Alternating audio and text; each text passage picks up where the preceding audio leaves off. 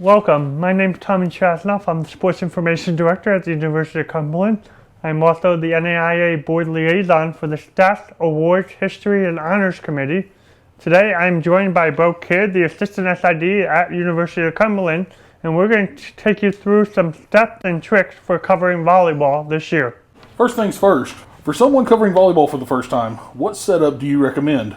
For covering volleyball, the best recommended selection is 3 people. One to run the computer, a caller that understands the sport, possibly a JV player, and then a writer to help if there are errors or things that need to be fixed that can hand tally stats if necessary. What equipment should you bring with you in case of emergency when covering volleyball?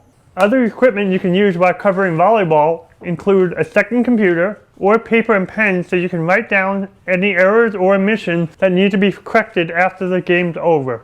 Many ask, what is the toughest part of statting a volleyball game and how do you combat that issue?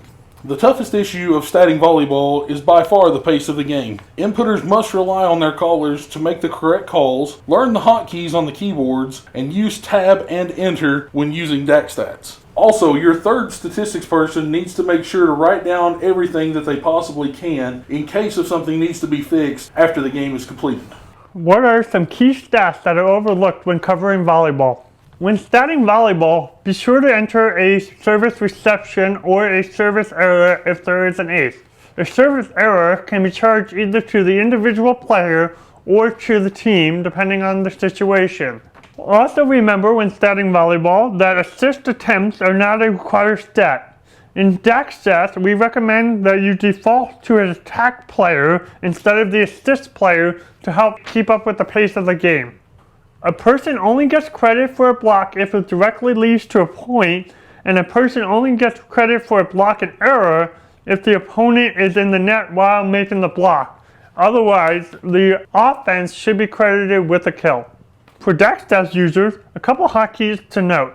C is for a zero block, which occurs when the ball is blocked back into the offensive side of the court. O is for over. In either one of those situations, please note that there is no dig credited, and as a stat person, you go to the next assist or next kill. If you are unsure what the call was, look at the officials to see what their judgment is. Finally, how easy is it to edit previous points in the program? With the pace of the game, fixing stats can be a little tricky. The best opportunities to fix statistics in the program are either during a timeout or at the completion of a game or a match. If you are really good, you may have the opportunity to do it during a point, but make sure that you stay on point for the next upcoming serve. Thank you for tuning into this tutorial on volleyball statistics. Below is another helpful link that you can utilize. Good luck this year.